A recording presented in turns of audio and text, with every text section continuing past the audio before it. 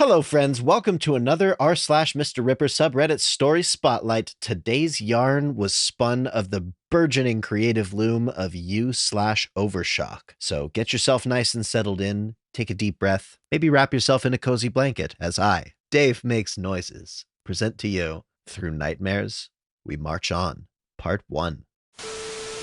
Allow me to regale you, my comrades, in the realm of RPGs, with the tale of 8 brave warriors. People who started out from the bottom of society and climbed up to become God Slayers. This is the story of the first campaign me and my friends ever completed. A West Marches style campaign with a rotating cast of DMs and players. In this case, I shall regale you with the storyline I was running. Now settle down with your dice and snacks for a long, long read. Nearly 4,000 words. Let's begin. Over 100 years ago, a highly infectious disease known as the Blight ravaged the continent of Gradia, toppling small villages and massive kingdoms alike, wiping out more than 75% of the continent's population. A cure was never found, but after 20 years of chaos, the disease seemingly disappeared, leaving behind a ravaged continent of ruins and untouched wilderness facing threats from all sides. With only a few cities and towns left standing, paranoia took hold. A person accused of having the Blight would be exiled in a matter of hours. These exiles built smaller settlements as the world recovered, and in one of these frontier towns, a quaint little fishing village known as Forden's Crossroads, our heroes met. Grev Aurelian, a half-elven war cleric and son of the great general Morgrim Aurelian.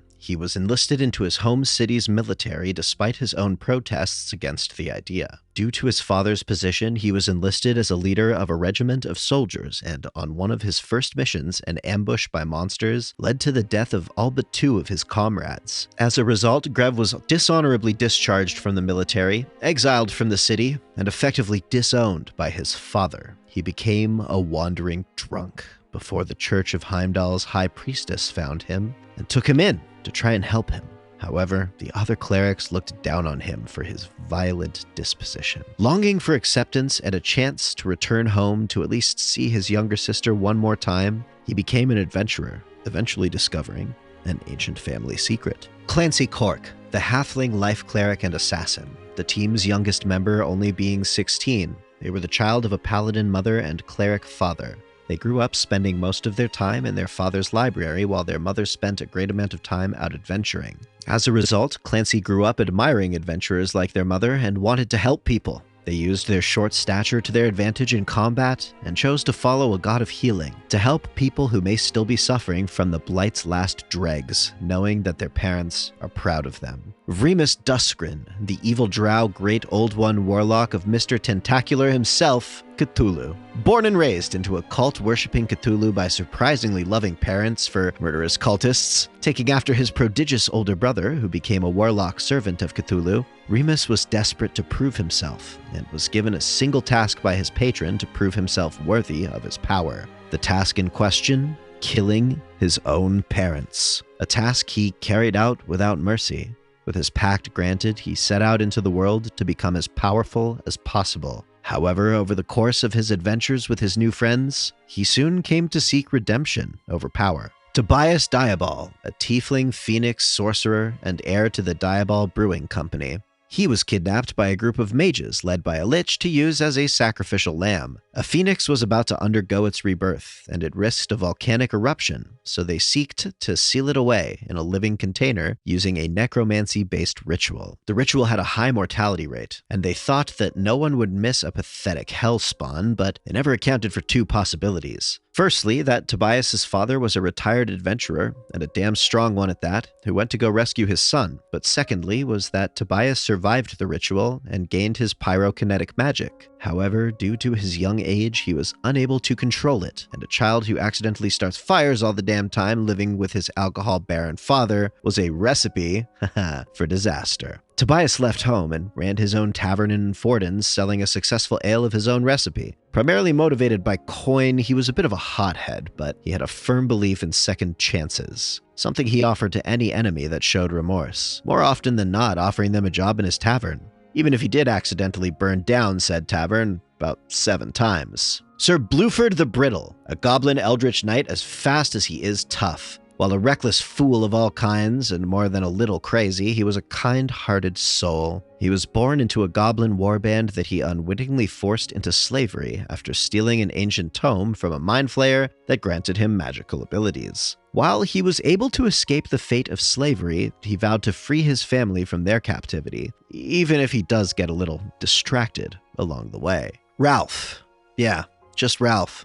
A humble and kind-hearted shepherd boy who desired to learn as much as possible, so he journeyed out into the wider world beyond his family's farm, becoming a powerful jack of all trades. Taking a level in every class at least once, he eventually gained powers greater than any could have imagined. Elijah Montoya, a heroic human bard who followed the way of the sword, a flashy and headstrong man who never did anything quietly. Born into a noble family, he searches for his father's killer both to avenge him and reclaim his family's ancestral sword. And Cain the Mountain, a Goliath eldritch knight who solely seeks a good worthwhile fight, though he never turned down an opportunity to party with his friends. While a late addition to the team, he was no less helpful and a part of the weird family that had formed. The first 7 of the team met and worked together on a job to investigate undead spawning within the forest surrounding Forden's Crossroads. The group traced it back to a necromancer that was hiding in the crypt of a forgotten graveyard and neighboring manor. After defeating the necromancer, the party's investigation revealed a portion of the forest coated in an ethereal blue material and inhabited by mutated deer. They decided to return and investigate at a later date. Later on, after an adventure concerning a group of bullywogs taking slaves, we did return to the strange area and discovered people cocooned in the blue substance. Removing it caused them to suddenly age rapidly. The team was beset by strange spider-like monsters that attracked them and dragged off the guide, revealing the blue substance to be their webbing. Furthermore, they could release a red webbing that aged up weapons and armor to the point of rusting.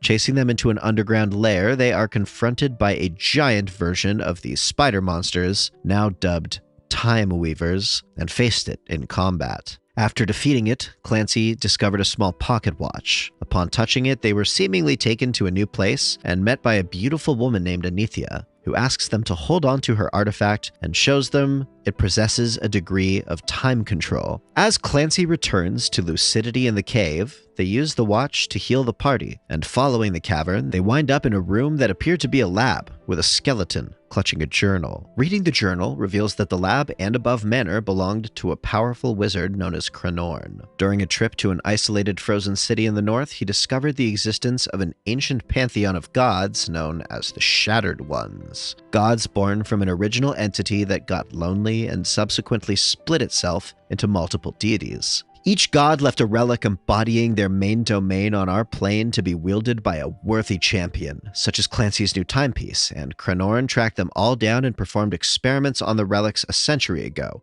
infusing the relic's power into animals, creating incredibly powerful new monsters dubbed reliquaries, such as the Time Weavers. However, during an experiment, he resurrected an adventurer as an exceptionally powerful wight named Venandi, who broke free. During the struggle between Venandi and Krenorn, they not only released the captive reliquaries, but also an experimental pathogen derived from the relic of death itself. The blight had been unleashed, and Venandi claimed the death relic for himself. From there, the hunt was on for the remaining relics and the monsters tied to them. However, during these hunts, it became apparent that they were not the only group hunting down these relics. On a hunt, they encountered a fox shifter named Shiro, who wields the Relic of Space and has the allegiance of the Space Reliquaries, Voidhounds, a pack of massive wolves that can teleport at will. He was both the High Priest to the Shattered Gods and the second in command of an organization known as Salvation, who also sought the relics for their own vague reasons. Shiro was incredibly powerful, and in the battle he nearly killed Remus by severing his legs. Remus only survived by the enemy's mercy, granting him magical prosthetics made of ice.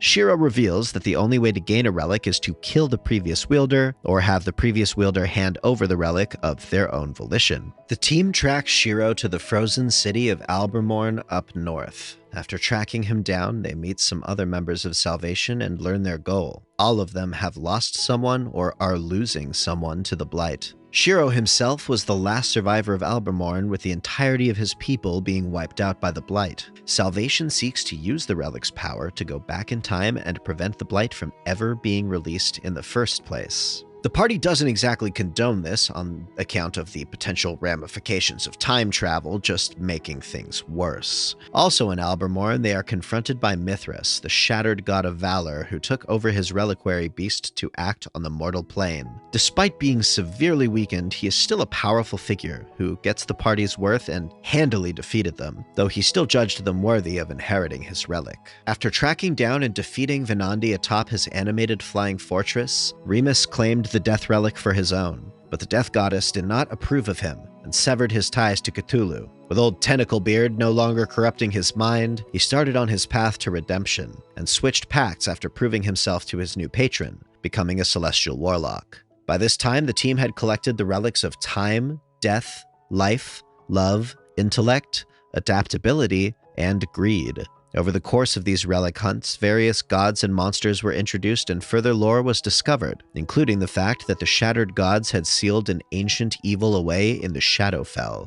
They learned that this evil was the god of dreams, Trevora, the first of the shattered gods to split from the original entity, and subsequently, the one responsible for creating the other gods. However, their champion fell into the Shadowfell, leaving the dream relic there after death. Over the eons, the corruption fed through the relic, corrupting both it and Trevora themselves, turning the once benevolent god of dreams into a violent and cruel god of nightmares. This forced the other gods to seal away Trevora in the Shadowfell, where their mind deteriorated further into little better than a feral animal. Our heroes learned this when the gods themselves called for both them and Salvation to investigate Trevora's weakening seal. It was here the players met Salvation's leader for the first time, Azrael Crusim. Yes, original name, I know. Son of the goddess of death and Cranorn himself.